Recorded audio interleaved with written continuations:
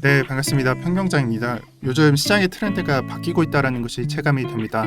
고용주시소 발표 때도 그랬고 기존의 주식 가격 흐름과는 좀 약간 정반대로 흘러가고 있다, 매태가 바뀌었다라는 말이 많은데요. 그리고 이러한 흐름이 어제 있었던 파월의 연설에서도 영향을 끼친 게 아닌가라는 생각을 합니다. 자, 그래서 오늘의 주제가 장세가 전환이 될 것인가에 대해서 말씀드려볼까 하고요. 최근에 있었던 일부터 빠르게 정리해 보도록 하겠습니다. 우선 어제 연설에서는 별다른 말이 없었습니다. 주제 자체가 중앙은행에서 독립성을 가져가야 되느냐, 약간은 복잡한 그런 주제를 가져가서 그런지 우리가 염려하는 그런 얘기들은 안 나왔었고요. 직접 보신 분들은 아시겠지만 좀 재밌었던 게 이 연설이 사실 심포지엄으로 형성이 됐었어요. 여러 분야의 전문가들이 나와서 한 가지 주제를 가지고 의견을 밝히는 것이죠. 그리고 기존과 달랐던 거는 사실 파월의 연설이 잡혀있다라고 한다면은 그냥 장세는 어떤 말을 하더라도 떨어지거나 그게 아니라면 약세를 가져가는 차트가 나왔었는데 어제는 다르죠. 그래서 한 이 시점부터 연설이 시작됐다라고 보시면 되는데 저는 좀 보면서 약간 웃겼던 게 연설이 시작되고 파월이 나오기 전까지 변동성이 나오면서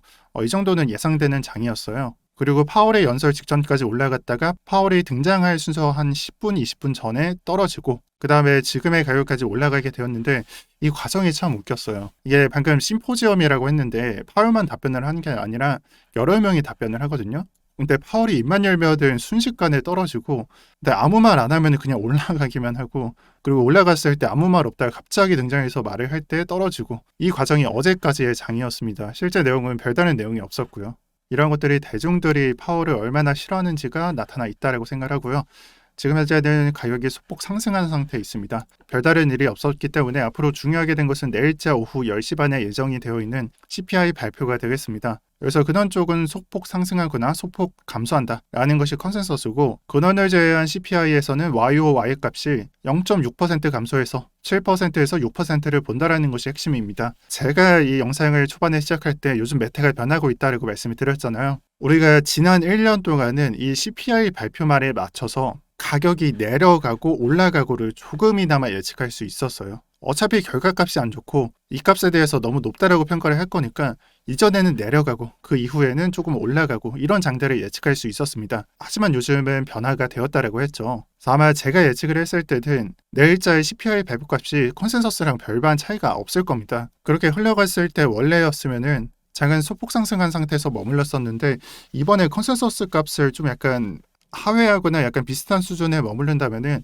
저는 약간은 좀 상승 의견을 한번 밝혀보도록 할게요. 기존과 좀 다른 메타가 흘러가고 있습니다. 얼마 전에 고용지표 발표도 있었죠. 제가 한 반년째 떠든 말이기도 한데 예를 들어서 실업수당 청구 건수가 우리는 예측값이 1700K였는데 1500K밖에 청구를 안 했어요. 그러면은 정상적인 상황에서는 고용이 잘 됐다, 좋은 거다라고 하고 올라가는 장이고, 우리가 겪었던 장은 실제 지수는 좋지만 내려가는 장을 경험을 했었잖아요. 그래서 비정상적이다라고 말을 했었던 거고, 근데 이러한 움직임이 다시 되돌아오고 있다. 좋은 지표가 발표되면 올라간다라는 장이 표현이 되고 있습니다. 우리가 체감한 지 얼마 안 된 그런 방법들이에요. 거의 한 달도 안 됐죠. 그래서 CPI 발표도 이번에는 좀 다를 수도 있다, 정상적인 장을 예상하면서 바라봐야 되지 않나 라고 저는 제시를 해드릴게요. 그리고 요즘 투자자들의 상태가 CPI가 좀 나아지기 때문에 낙관론을 펼치고 있다는 것이 현재로서는 투자자들의 컨센서스인 것 같습니다. 그래서 대부분의 투자자들은 상승의 흐름을 예측하고 있다라고 일단 생각을 해두시는 게 좋을 것 같아요.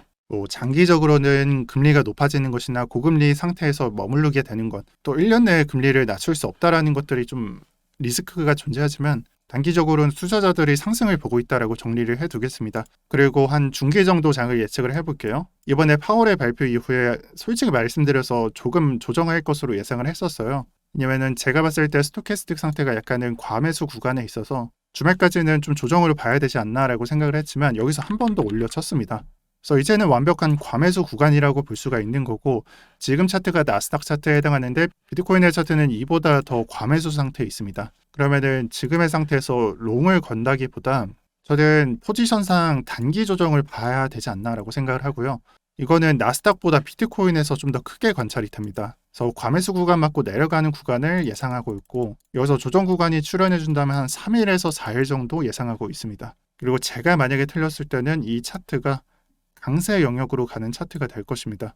그리고 확률상으로는 이 둘 다 점칠 수 없고, 그러면은 선택을 해야 되는데 솔직히 말씀드려서 지금 상승의 흐름을 보는 건 맞아요. 비트코인의 이평선상 5일선 그리고 20일, 60일 이런 식으로 정배열이 나와 있기 때문에 단기적인 상승을 보는 게 맞습니다. 하지만 저는 스토캐스틱 흐름으로 인해서 단기적인 조정을 밟고요. 그리고 이 조정 구간은 21선과 61선이 속해 있는 16.89K 부근에서 지지나오고 다시 시작하지 않겠나라고 예상을 해봅니다. 아마 만약에 조정 구간이 출현해주고 하락 구간을 좀 밟는다면은 이보다 위에서 아마 방어가 될 것이다 라고 저는 보고 있습니다. 그리고 확률적으로 지금 시장의 흐름이 리스크 있는 방향으로 흘러가고 있기 때문에, 즉 다시 말해서 방향이 꺾일 때 안 꺾이고 그냥 방향성을 유지하는 쪽으로 흘러가고 있기 때문에 이걸 과연 숏으로 보고 있는 게 맞나, 단기적으로든 뭐 아니면 장기적으로든 방향성 자체를 잠시 꺾고 간다라고 보는 게 맞나 라는 의심이 들 텐데요. 저는 이 말씀을 드리고 싶어요. 아마 제 시청자분들은 적어도 1년이나 2년 동안 매매를 했을 거고 이 장을 같이 경험을 했을 거예요. 근데 단편적으로 이 큰 그림으로 보더라도 이 상승의 흐름에서 그냥 상승만 나오는 게 아니고 상승 조정 상승 조정 이런 식으로 가잖아요. 그래서 지금이 그냥 단기적으로 그냥 계단 쌓으면서 올라가고 있는데 이번 주말까지는 이 조정 구간을 한번 생각을 해보고 염두에 두는 게 맞지 않나라고 생각을 해봅니다. 그리고 주봉 차트 분석만 말씀드리고 마치도록 할게요. 지금 차트는 조정이 나오든 뭐 어떻게 되든 대세의 흐름은 상승이에요. 그 안에 작은 조정이 있다라고 보는 거고요. 자, 그러면 이 방향성이 상승이라고 봤을 때 저항 구간으로 인식이 되는 것은 하늘색으로 표현되고 있는 21선에 해당할 겁니다. 지난 구간을 잘 보시면은 21선이 어떻게 저항으로 좀 표출이 됐나 그런 것들이 확인이 가능하고, 그리고 이러한 상승 흐름이 계속된다면은 언젠가는 부닥칠 거예요. 그럼 1차적으로 여러분들이 생각했을 때 이 구간이 저항 구간이다. 지금의 18.512K 부근이 저항 구간이다 라고 생각을 해주시고, 근데 이 구간에서 시간이 지나서 저항은 맞았는데 올라갔어요. 그럼 이런 차트가 나타나면은 이거는 그냥 정확한 골든 크로스 직전의 현상이거든요. 저항을 그냥 씹어먹고 올리는 거니까. 저는 이렇게 된다면은 지금같이 뭐 잡코인들 그냥 펌핑시키고 설거지시키고 이런 장 다 종료시키고 대세적인 흐름이 나올 것이다라고 생각을 합니다. 비트코인, 이더리움 올라가고요. 그 다음에 안 쓰고 있는 알트코인들도 똑같이 올라간다라고 생각을 합니다. 지금같이 설거지시키는 뭐 올라갔다가 내려가고 이런 장은 안 나오고요. 그냥 우상향 시키는 장이 나올 것입니다. 이런 구간에 한 2주 정도 남은 것 같고요. 지금 알트코인 장에서 잡코인들 좀 매매하시는 분들도 있을 거라고 생각을 해요. 뭐 그것까진 제가 말릴 수는 없는 거기도 하고, 근데 좀 큰 그림으로 보면은 좀 더 큰 기회가 오는 것에 해당하니까 좀 기다리는 게 맞지 않나.